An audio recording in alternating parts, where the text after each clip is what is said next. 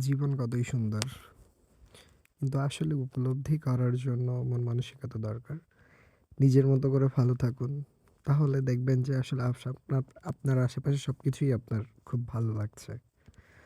যদি উপভোগ করতে না পারেন তাহলে তো ডিপ্রেশনে যাবেনই।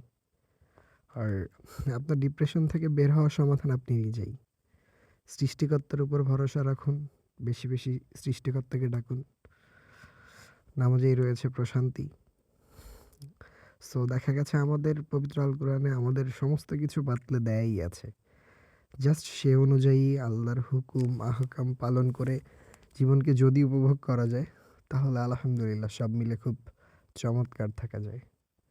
সো পিছে অনেকেই অনেক কথা বলবে। এগুলো নিয়ে না ভেবে নিজের গতিতে আগান। খুব সুন্দর কেটে যাবে জীবন। কে কি বলল তাতে আপনার জীবন থেমে থাকবে না। বরঞ্চ সেগুলো গায়ে মেখে নিলেই আপনি জীবন থেকে প্রতিনিয়ত অনেক পিছিয়ে যাবেন।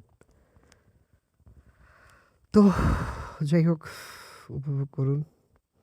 আমি আমার মতো করে করছি। আপনি আপনার মতো করেই করুন। নিজের সীমাবদ্ধতা নিজের মধ্যেই রাখতে হবে। অন্য কারো উপর না। ওহ! জীবন সুন্দর। তো দেখতে, দেখতেই চলে যাচ্ছি আমার পছন্দের একটি জায়গায়। এটা কুড়িগ্রাম রোড, রংপুর ৭ মাথা হয়ে যেতে হয়।